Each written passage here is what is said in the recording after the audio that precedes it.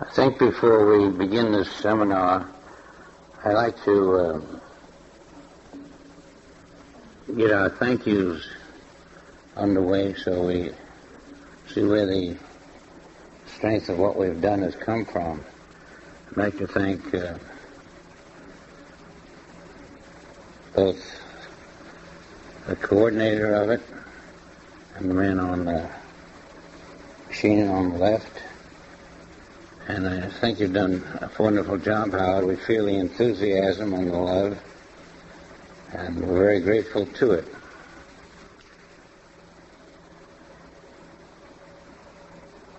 To everyone who's attached to, in some form of preparation, it all moves smoothly somehow, and someone did it.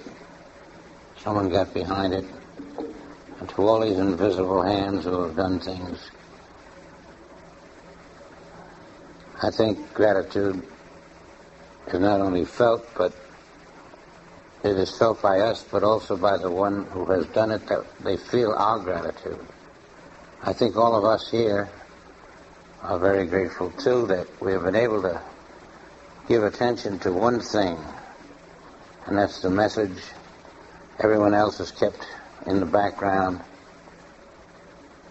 and because of it, the message stands out a little clearer. So we all start with a full heart of knowing that everyone involved in this seminar has given their best.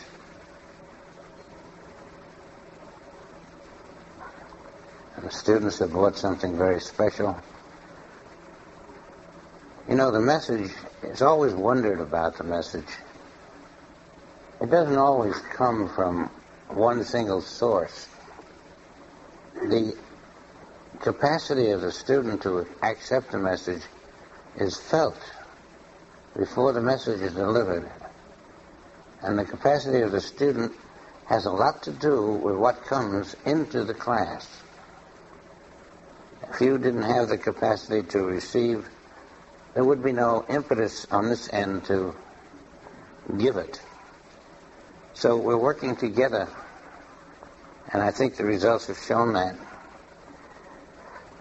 So a giant thank you for all that you've done in preparing and making possible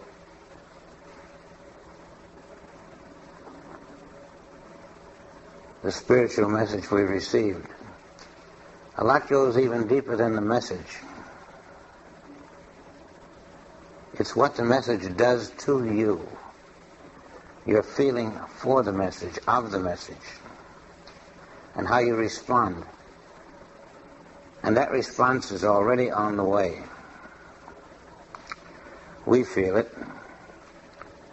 We're grateful. We feel that today was an important day in the culmination of something we have started a long time ago.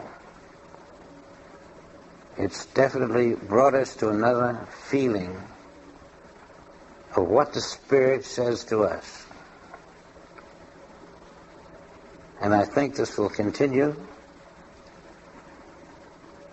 in some way, in different ways, to each of us. I wish we could see each other 10 years from now to see what a difference living outside of time, as we shall be doing, can make.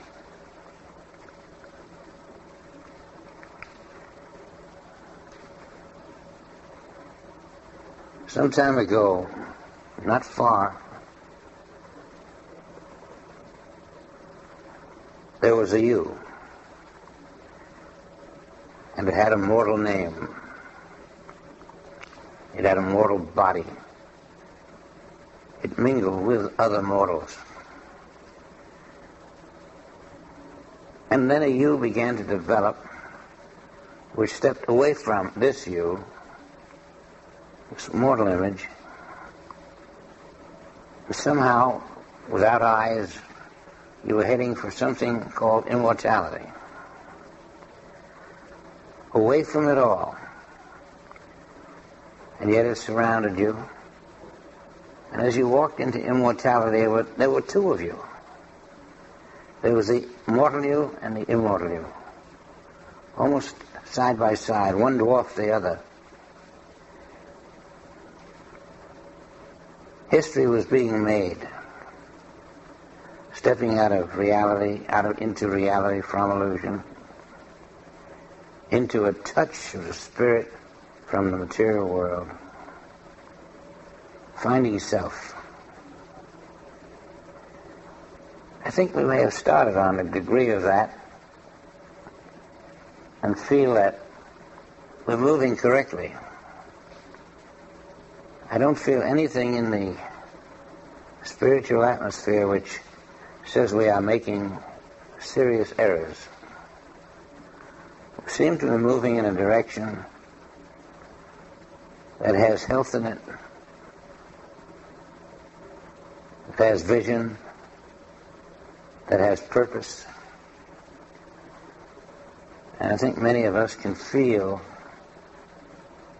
that we have definitely departed from an area of murkiness, a degree of inadequacy, into something strange, wonderful. Something that brings us closer to the Christ figure, enables us to say, I'm following you and you can't even cast a shadow between us. I like to feel that way. I hope you feel that way. And I think now we can get on with it, see what's to be done in our lives. There's something that demands expression, and it's coming forth now in such a way that I don't think it can be denied again. There's something that is saying, I am the immortal Christ, not fully realized, but I know I am, and there's nothing can deter me from the full extension of self into the spiritual world. There's enough momentum created in me to move me out of the illusion. I'm not saying it's going to be easy, but it feels a lot more warm and inviting than struggling around in doubts about who, where, and what I'm doing. I don't have any doubts about it. I know what I'm doing. I can't put my finger on where I'm going, but I have a general sense of the direction. And I'm trying to speak for all of us, so that we have enough started within us that we can look at the next hurdle, and it's not going to be much of a hurdle because we're facing everything with the knowledge that anything that's wrong isn't. It's strictly there to make me come over it so that I can benefit by the hurdles. Ready for anything. And that'll be some tough going. But we need every negative in our lives to make us find the positive.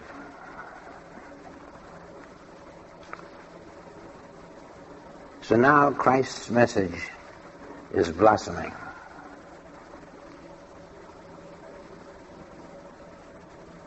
We feel something that Christ has done, which very few people suspected. Christ also did what we are doing. Christ dropped the sense of mortality and dropped the sense of figure, dropped the sense of everything in this world in order to attain what became known to us as Christ consciousness. All the mortal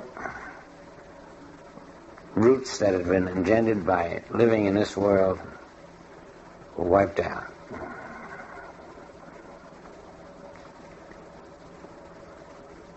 Now he could say, you wanted to give me the kingdom in time. I rejected it.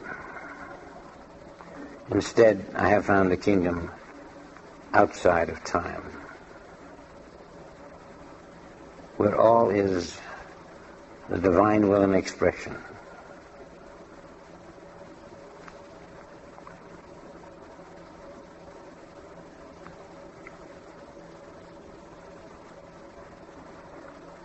The strange thing about time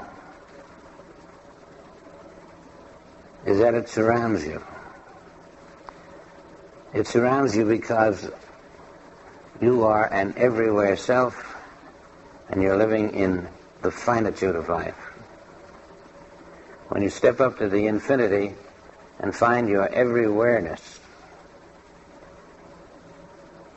there's no possibility for the things you've left behind, because time in various areas is one thing, but when you reach all areas of the non-terrestrial form, how can there be time here and time there, all different, in your body, in yourself? It's one time, and the time is now. As you stand in the now, you eliminate all time. And that is what we are doing. Time is gone. Now is. And time does not contain the various qualities of God. You can't call on them automatically, have them come forth, mingle, and establish your consciousness. But when you're out of time, everything is working.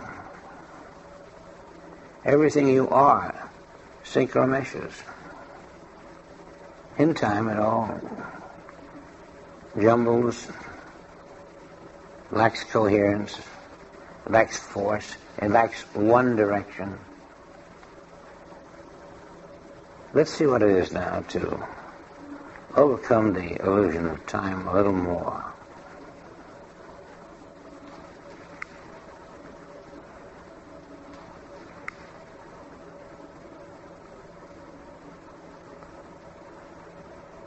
We are getting rid of that thing called time sense, which really isn't time. We had a sense of time.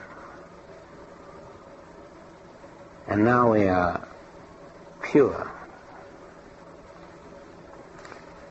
It's not 1 o'clock, it's not 2 o'clock.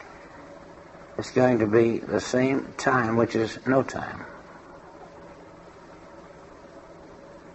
It will be an amazing thing to walk in no time, because you're so used to having someone tell you, well, we got to be there at 11 o'clock.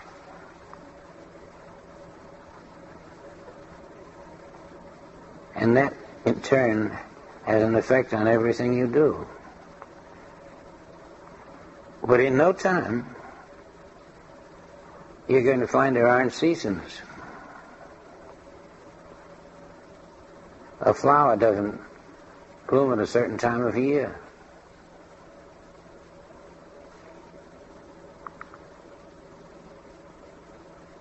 And all these things are very small. In this world they're not, but in that perfect universe, they're so small that you can't find any of this degree of thinking. You're in a beautiful world, which is beautiful forever. We can't say enough about it. We can't say enough about how perfection will keep us in amazement.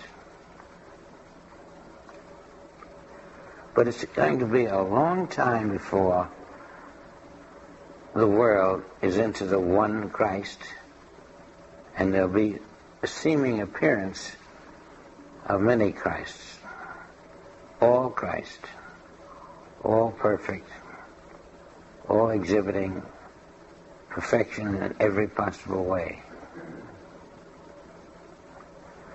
I might say there's no money in heaven. Somehow we don't buy or purchase things we want and need and pay for it. The reason is that everything you need is automatic. But I don't want to get into the utopia yet. I'd rather we come to the understanding of things as they are rather than hear about them. Because that's part of the growth expressing itself. And your job is merely to stay within what you are. Be what you are. There's nothing else to be. And let the power of being what you are express what you are.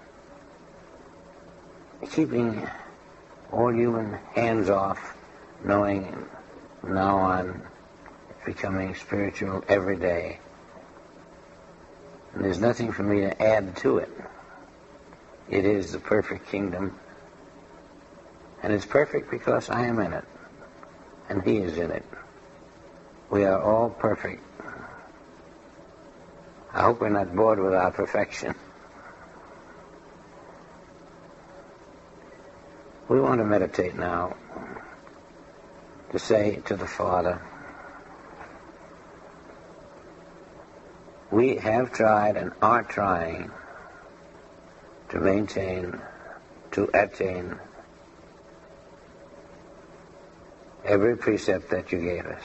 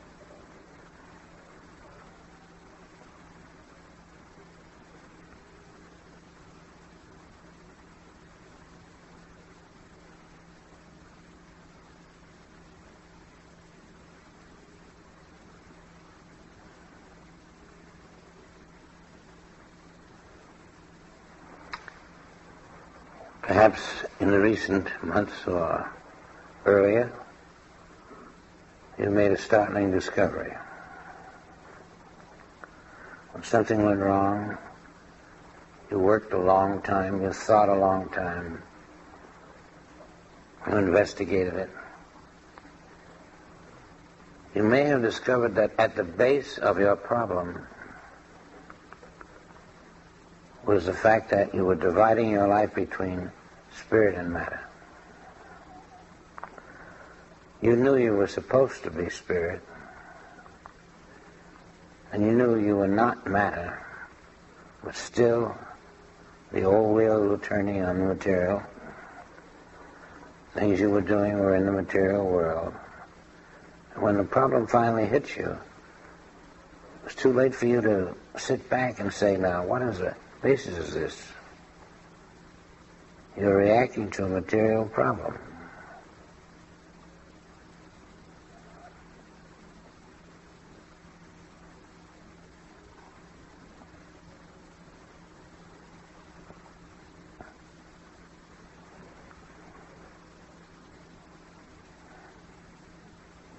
What should you have done?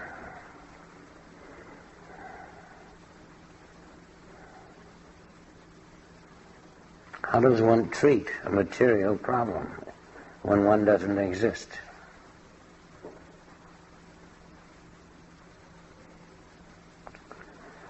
So the idea is to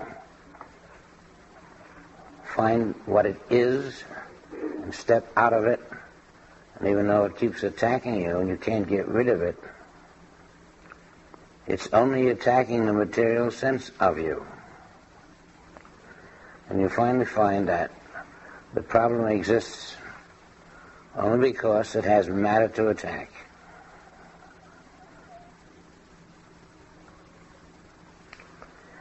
When you finally can see through it and release the idea of matter, that you are not matter, there is no matter in your life. When you can purify yourself of that belief,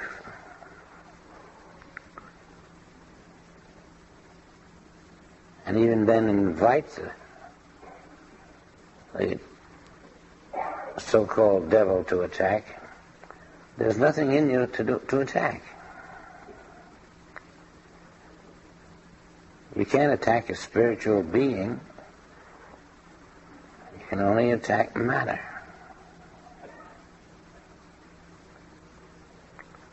So the moment you feel something going wrong, remember, one part of you must be material. The thing that's being attacked, the thing that's reacting to the attack, or both. What in me is matter? I didn't know I had any left. But you go searching. Well, your reaction is material. Come to think of it, your entire problem began with a material problem.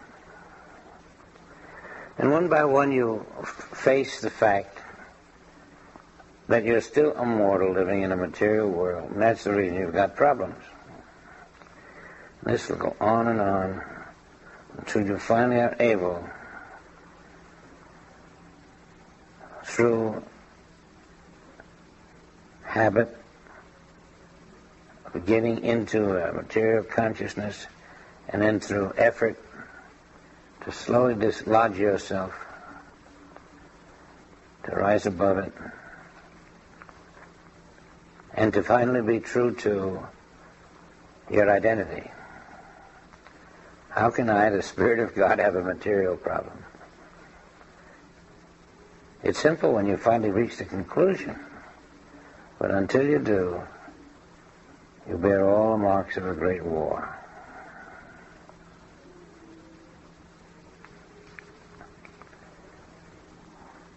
If I have a problem, it must be the residue of my material consciousness. And if I am alert, I know how to counteract that by finding my spiritual reality to a degree, learning to live in it, and then finally making the decision that how can spirit be matter? How can matter be spirit? I am one, not the other. I must find the reality. I must finally decide that as spirit, I remain spirit. Because everything I do right up and down the line of life will depend on my decision. I am spirit, always.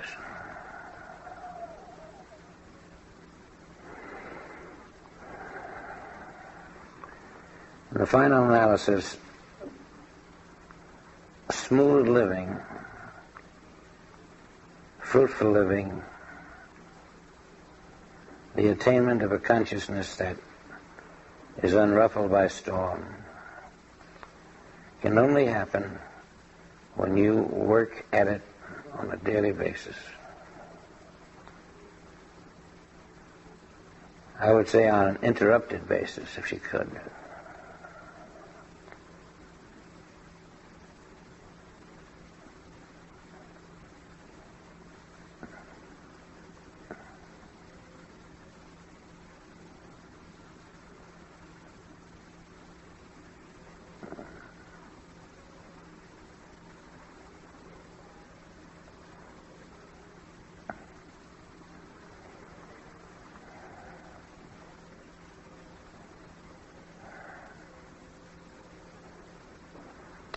Let's look at our body.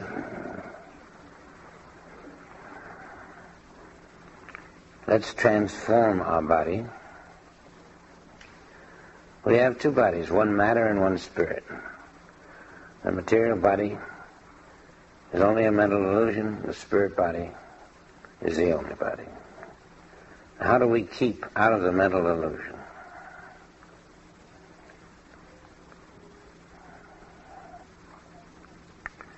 We scan every inch of that body. Do you know your own spiritual body?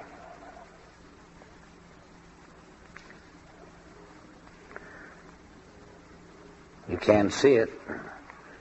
You can't touch it. You can only accept its presence. It isn't a dwarf like your human body. You can't run your figures over the circumference of it. It's beyond touch, beyond dimension.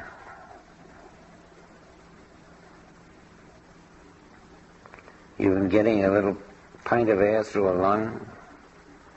You see how ridiculous that is? When you live on air from the lungs, it's got to end somewhere. And yet we think we're hanging on a thread. We release ourselves from these foibles, these little facts that support a very limited way of thinking.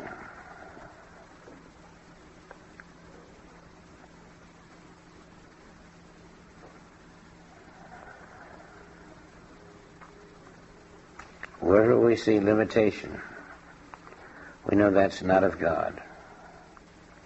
Every limitation is not of God. When you can find that which is unlimited, you're talking God's language.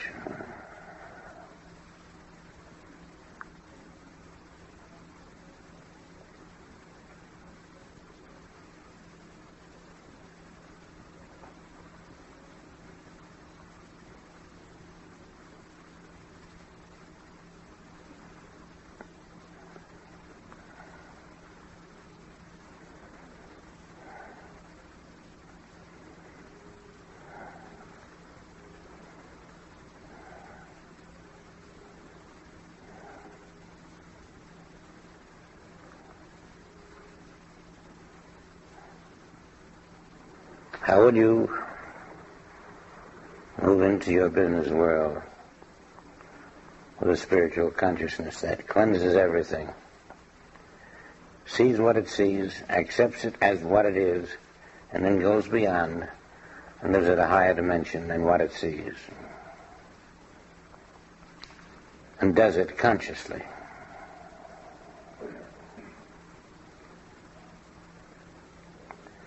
This is your task, to see that you can break every block that appears to stand before you.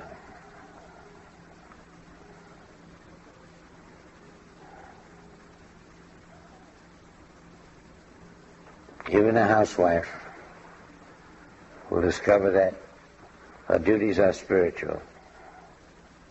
She has misinterpreted it down to a material sense of life.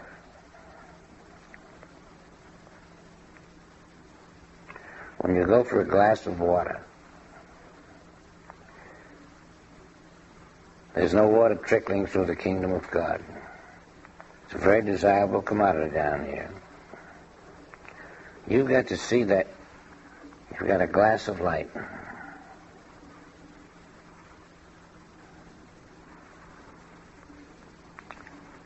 Everything you do bolsters your knowledge that you are the light living in the light.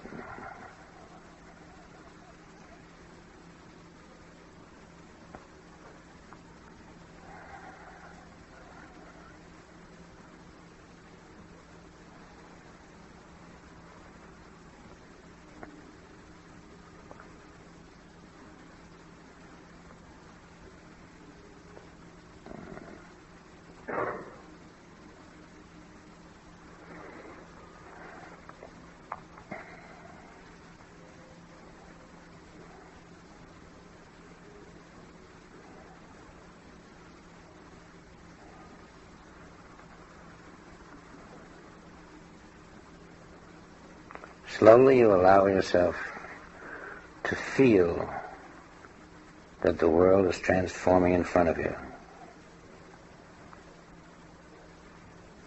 It was once material in your eyes. You are letting it transform itself.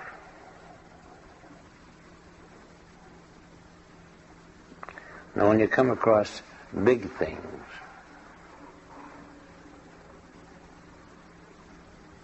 economics, country protection,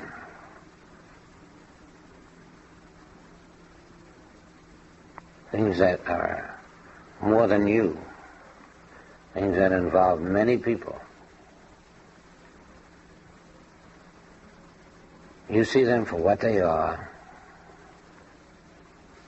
They're all the invisible light. And as you stand in your consciousness that I am surrounded by light,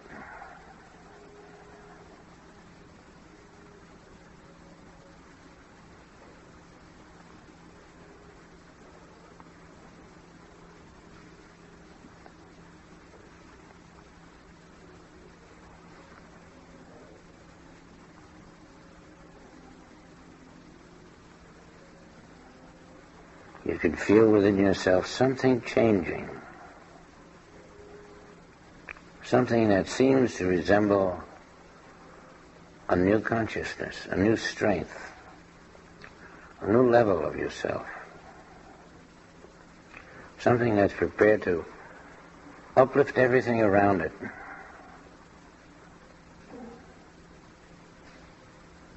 You're feeling like all of the surroundings are reacting to you.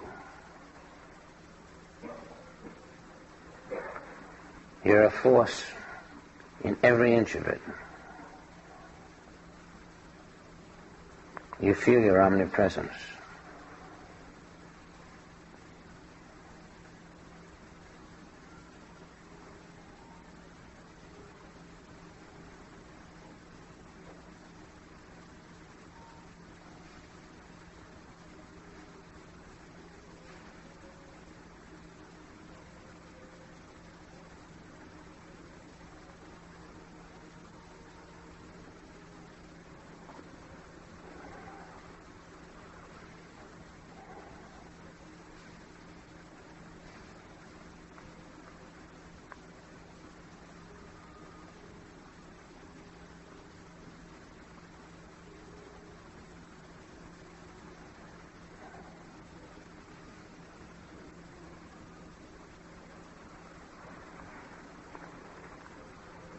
It's very difficult to find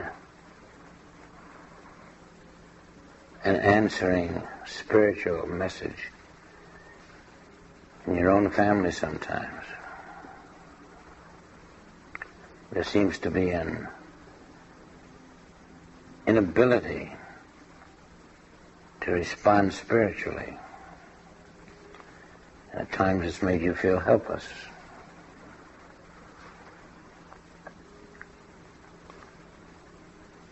That's the thing that you must learn will change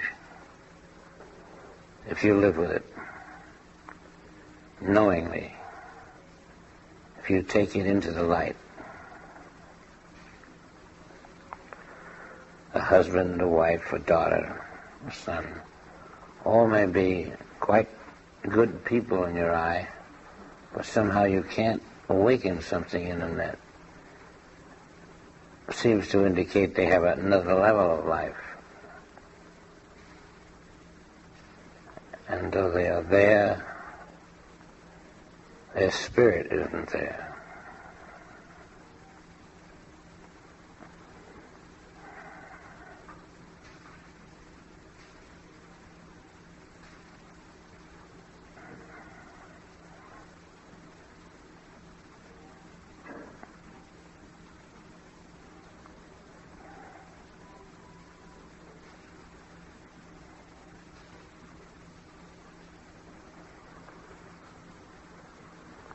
I don't know how many families are completely devoted to the Spirit or only partially. But if you can awaken one more member of your family, you will find that the whole family will change.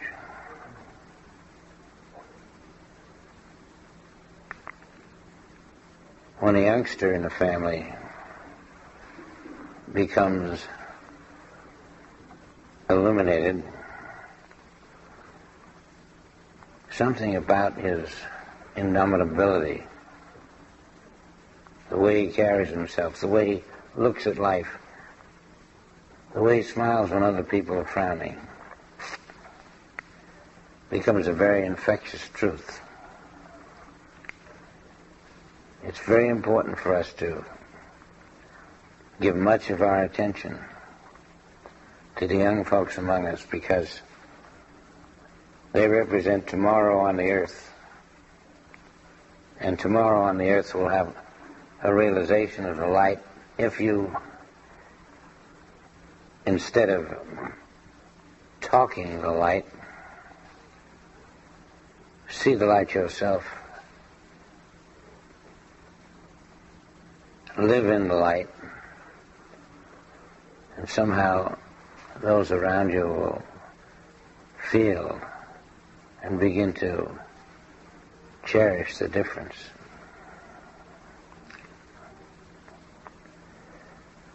One man in an office can change the office. One person in a home. One person in the government.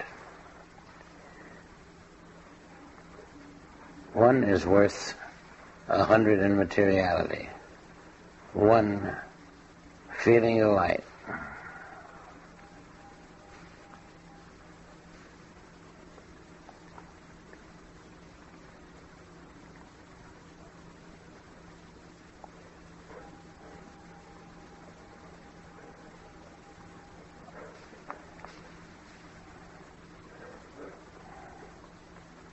We have a large area now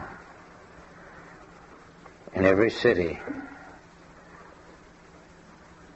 which you may not know is close to the light, which may appear to be fumbling in the darkness, which may appear to be criminal even. They are begging in their silent way for the light to enter their consciousness. They don't know that the light is what they are seeking. They don't know that the light is what is there. They only know that they are doing the best they can. And it looks horrible. It looks so horrible that it makes even normal people repulsed. It seems that great dangers walk through our streets. That's because the light does not walk through our hearts. When the light is in your heart, there are no dangers. You smile at them. And they're puzzled because, what is this thing?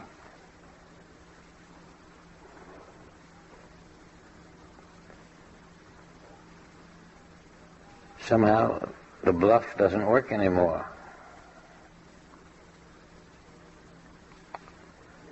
That's the way you cleanse up the world. You can be 83 and doing your share of cleansing the world. Another boy can be 15 and so endowed with the capacity to live in the light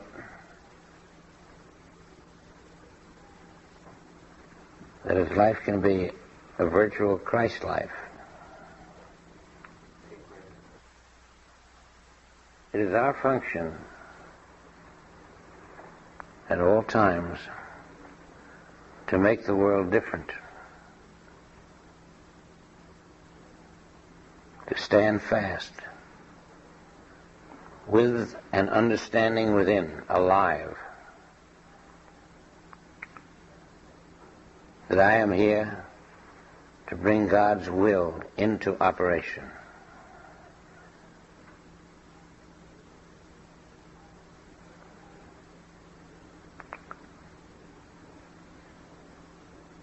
I am the presence of God on earth. And everyone who knows it is the presence of God on earth. And we are an army. Not a punitive army, not a warlike army, an army of love. And everyone who walks with the light, regardless of his age or sex, is going to find that it begins to shine in the consciousness of others. There's an infectiousness about the light. Its kindness, its love is reflected, received, shines back at us. We make what we enjoy and don't enjoy. We make it by what we do. If you stand with the light in your life, your neighbor does, it comes back and feeds us all. I think I'd pause right now. We want to make sure that our last hour together is going to come into the light. And if we take 5 or 10 minutes, I'm sure we'll feel refreshed. Come back looking for the best and finding it. So let's take the time.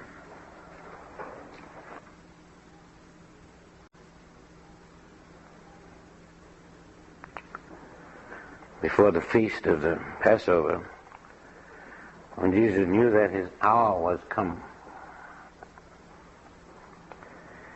that he should depart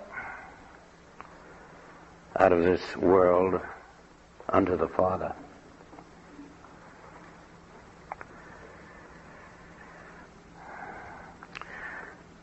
Having loved his own which were in the world, he loved them unto the end. Love is stressed all through. No matter what the circumstances, going, coming, with them, love is what holds the world together in the Spirit. You find out why when you're in the Spirit.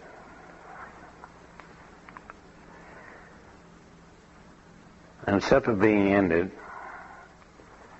the devil having now put into the heart of Judas Iscariot, Simon's son, to betray him. Jesus, knowing that the Father given all things unto his hands, and that he was come from God and went to God, he riseth from the supper, laid aside his garments, and took a towel, girded himself. After that,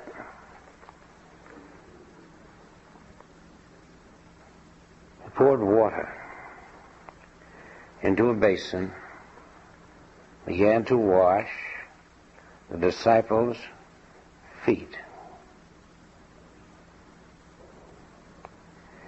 and wiped them then with a towel wherewith he girded. What's going on? What is the symbolism? Does he think their feet are dirty? Is he saying something? What is he saying? This is to you and to me.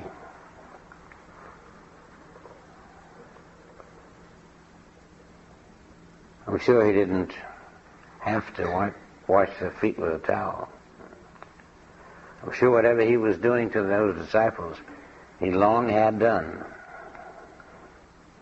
He was telling something to somebody. Do you think it was the people in the room that he was making conversation with? Or was he speaking to 100 million people who would follow? What was he saying to you? To me? To each individual? How in the world could a teaching be as wonderful as this? All through the Bible, he teaches them without saying what he wants to say, because it has to make a deeper impression. If he were to say what he wanted to say, they'd probably never see the Bible again. You and I wouldn't be reading it now. He had to do everything in such a way that the so-called authorities would even boast of it. See what he did and see what he did. Nobody knew what he was saying except someone who was aglow within and would say, see how wonderful what the Master is teaching them. And another person would say, well, he just washed their feet.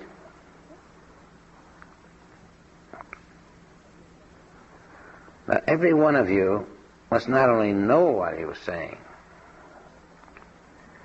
but you must feel within yourself the power of that moment, that he's washing the feet of them.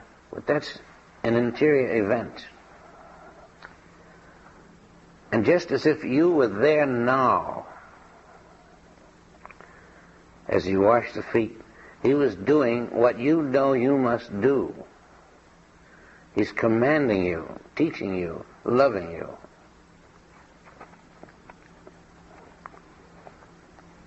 So before we're through, we must understand this.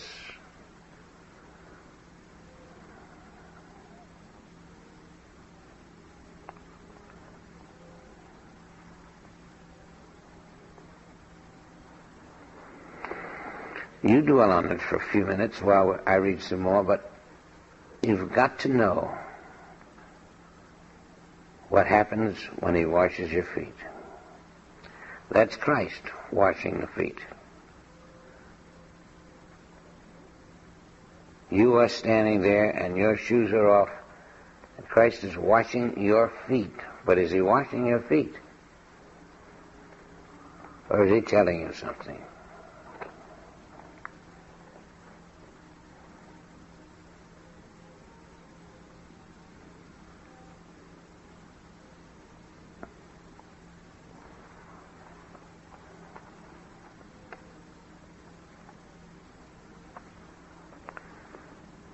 Then cometh he to Simon, Peter, and Peter saith unto him, Lord, dost thou wash my feet?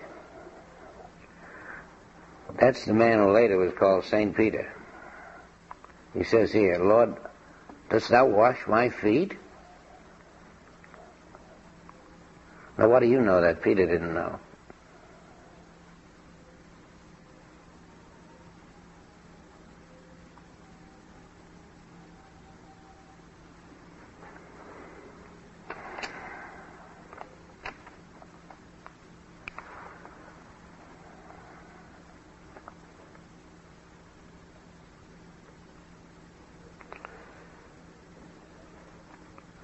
Jesus answered him and said unto him, I do, thou knowest not.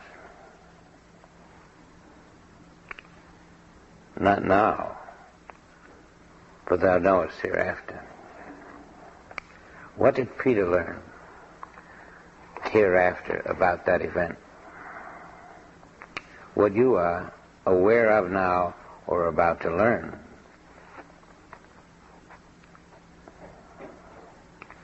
Everyone in this room is going out to wash the feet of the world.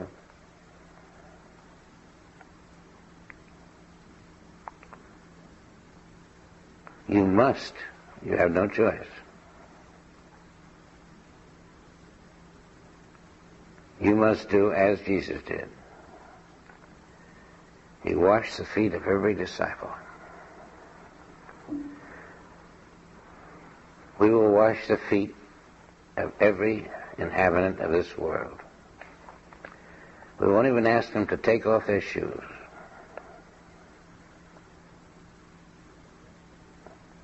If you don't, you not only miss what is happening, but you miss a major part of the Jesus teaching, because it's the prelude to everything.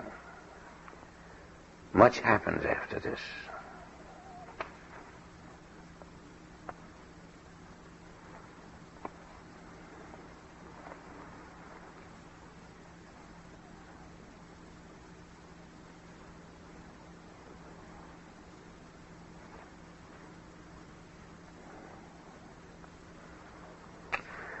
Thou shalt not wash my feet, says Peter.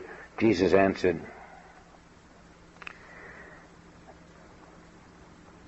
if I wash thee not,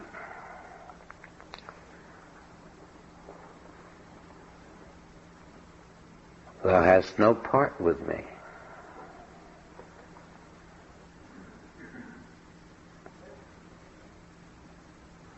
Throughout, the Bible is a masterpiece that gives to those who want what they need, and that those who don't understand aren't hurt.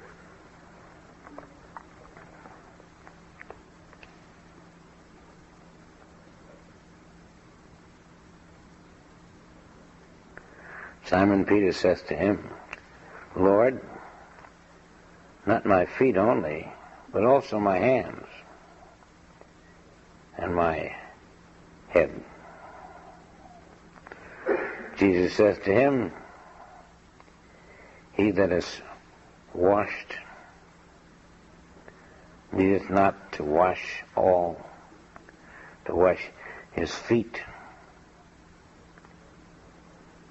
but is clean every whit, and ye are clean, but not all. For he knew who should betray him. Therefore, said he, ye are not all clean. So you know what washing the feet meant, right? He was telling them that the body, using the body as a symbol of whether or not a person was free of the body by knowing its reality, or hemmed in by the body, not knowing its reality. If you knew that you were not in the body, which is what he was saying, if you knew that you were divine light, which is what he was saying, there was no need to wash. But he had to wash away a sense of mortality that was in each. He had to wash away the material substances which each accepted. He had to wash away everything that made a person think, I am a physical being. He was saying there is no human body. Now you know that's a brilliant stroke. Even Peter responded to it in the wrong way. And it could be used, the illusion could be spread in various types and various levels. But unless I wash you, you're going to have that material body.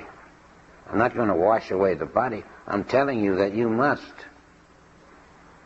And so if I were to go among you and wash your feet,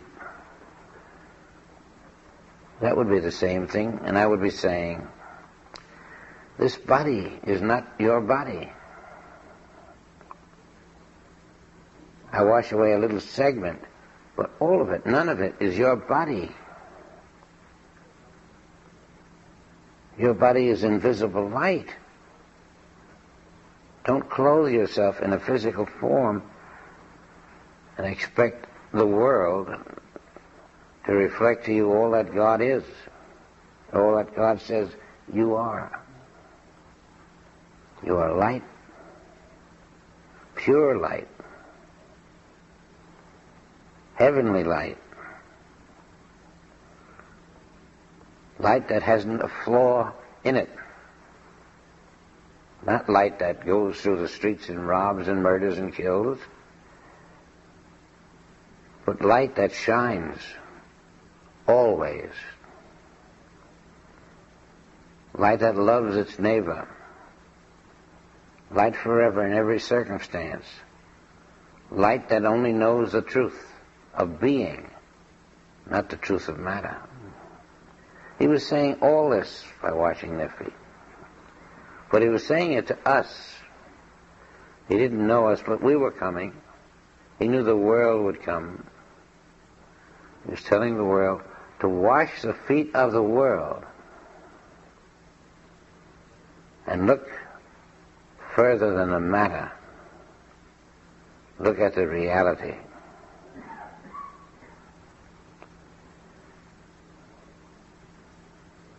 Right in the midst of his trials, he was teaching.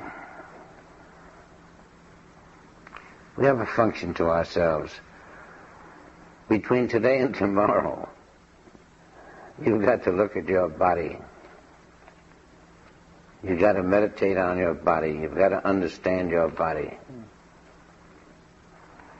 You've got to see that God did not give me this body.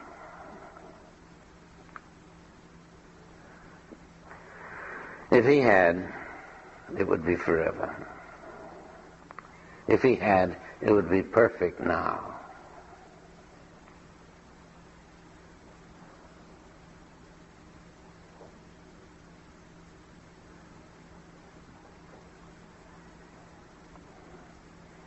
God didn't give anyone their body.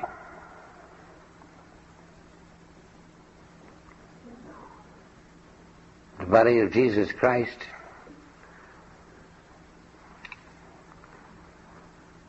was not made of atoms and carbohydrates and substances that we all know. That's why there was no conception. And that's what divine conception meant. I have given you a perfect body of light. The same was said to you when you were born.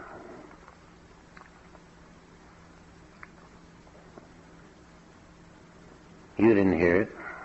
You couldn't. Perhaps your mother heard it. One out of a million does, and perhaps not.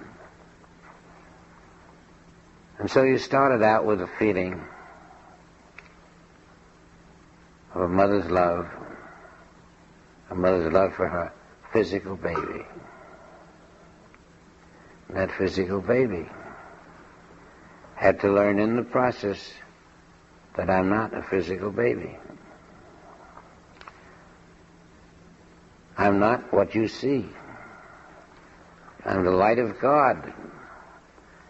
Just as Jesus was the light of God at his birth, only his mother saw him for what he was. And if every mother could see you for what you are,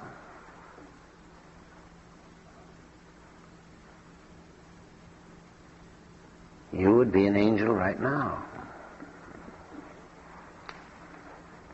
And our world would be slightly different than we see. But even mothers are capable of not knowing that their child is not formed by God.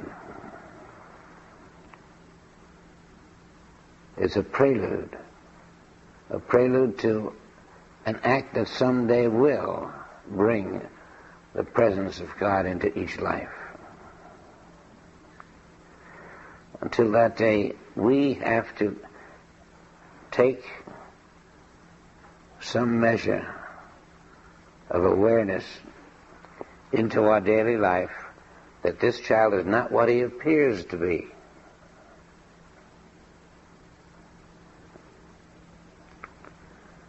And no one that I know is what he appears to be. I keep washing the feet of humanity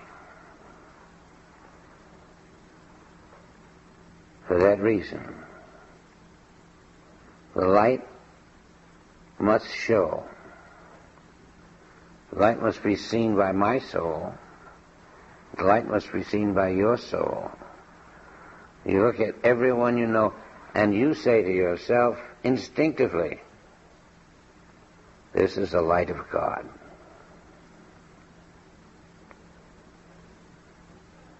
And as you know this truth of everyone you see, regardless of what they're showing, because they don't know the truth of themselves,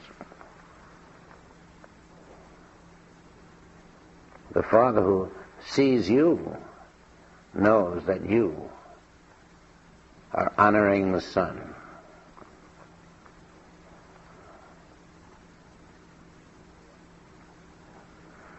He who honors the Son honors the Father.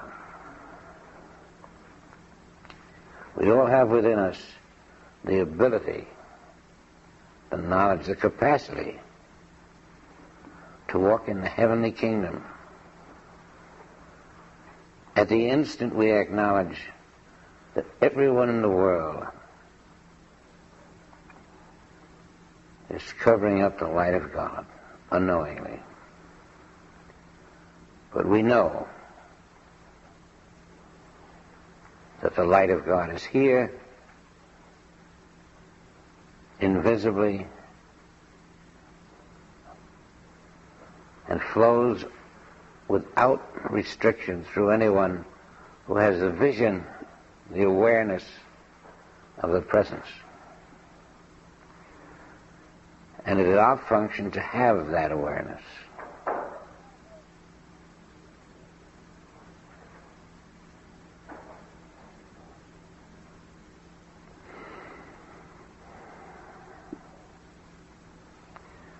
That is a 24-hour awareness. It doesn't matter what you say or do. I must know that you are the child of God. That's my salvation.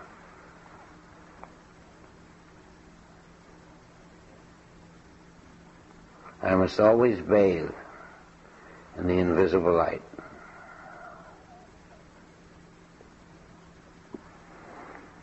If an army is coming at us, it will only appear that way, and I must see in the army the invisible light.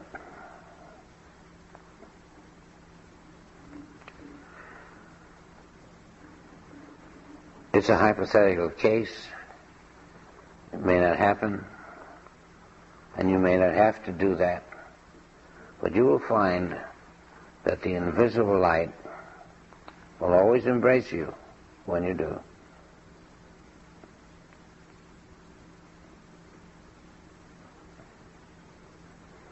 The hardest thing is to turn something on. You may know it's true, but it's buried. And you're walking around with a buried truth inside you. You've got to practice and practice and practice doing it, learning to bring it to the surface. And out of all this practicing will come the fact that your light will shine.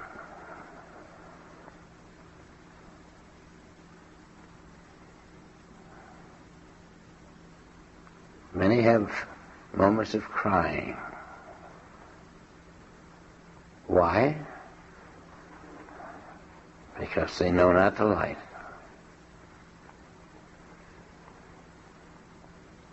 You will find that your help is right where you are. Because ye are the light. And there's no sense crying about something when you can remedy it. And the remedy is so simple. Live as the light. Let it shine. Let it illumine those around you. When you are sending the light out, that's all you're going to see, feel, and know. You're going to bless the world. We each have that opportunity, and as we dwell in the truth of our being, we'll find that there is nothing else true. I am the light whether I know it or not. Ye are the light whether you know it or not. And we, being the light, can know we are the light. We find that we are the kingdom of God. In order to find it, you have to recognize it where you are. And the magic. When you know the kingdom of light, the magic takes place.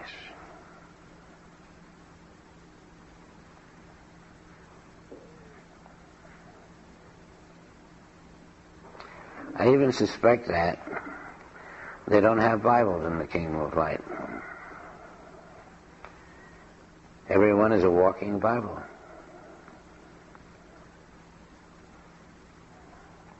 Everyone.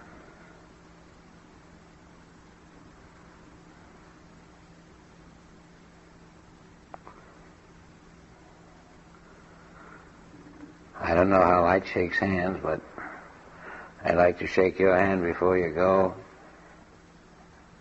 I will silently acknowledge the light of you. I'm grateful for this opportunity to speak with you, to share with you.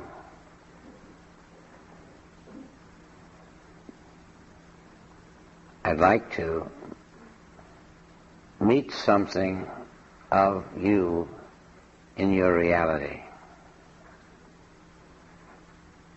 And I hope that's what we find happening as we say goodbye. Thank you very much for a glorious time. I say goodbye to the light, and may your light shine.